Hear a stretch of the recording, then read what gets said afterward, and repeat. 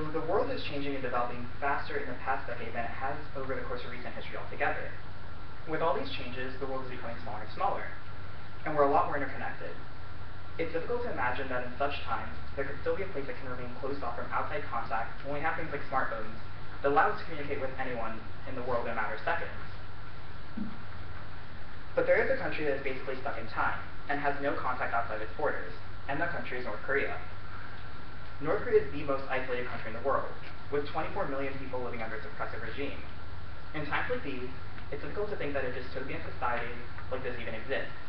But it does, and in North Korea, freedom is but a dream. I'll begin by discussing how North Korea is an absolute dictatorship, and then go into how the government keeps it that way, through explaining how the country is an informational vacuum. And finally, I'll explain how all these things have affected the country and its people's standard of living. So to begin, North Korea is a total and absolute dictatorship. In America, we have so many freedoms that we take for granted.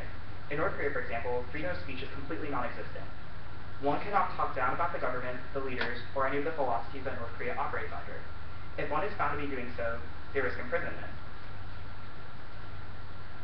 This lack of freedom goes hand in hand with the media. The media there, whether it be radio, TV, or another outlet, are all geared towards praising Kim Jong-un, the current leader, his father, Kim Jong-il, and Kim Il-sung, the founder of North Korea.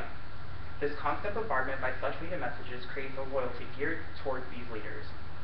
In addition to no freedom of speech, there's no freedom of movement. North Koreans are not free to leave the country's borders, but it doesn't just stop there. And North Korea cannot leave the city in which they're designated to live. They're not just confined to their country's borders, but to their city limits as well. This is shown in the book Nothing to Envy by Barbara Zimick, which follows the lives of 6 North Korean citizens over 15 years. After hearing this, it might be surprising to know that the lack of freedom doesn't just stop there. North Koreans also have other restrictions, such as the belief that the current leaders can literally control their minds.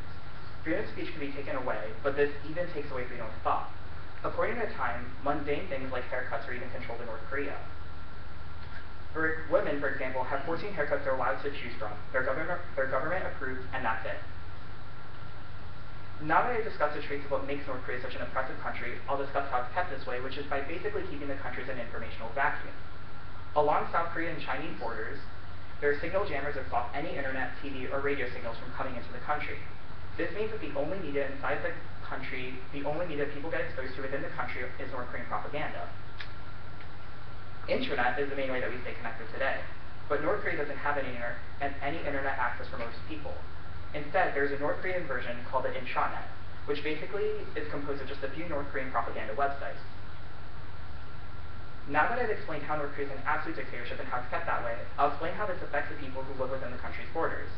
The elite of North Korea, such as government officials and those with enough connection to live in the capital, Pyongyang, may have a good lifestyle by North Korean standards, but it's comparable to that of lower middle class in South Korea, the United States. And that's the best of the best. In addition, frequent power outages are a regular occurrence in Pyongyang, and heat during the brutal winters that the country experiences are a huge luxury.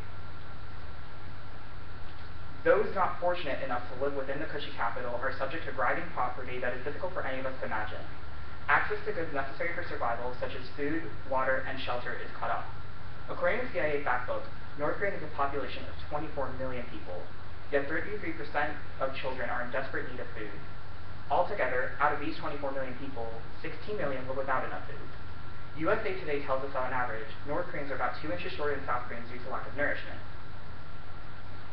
All in all, North Korea is a country unlike any other the world has today. It's a mysterious country fueled by propaganda, and although we do know a little bit, there's still a lot less to learn about the Hermit Kingdom.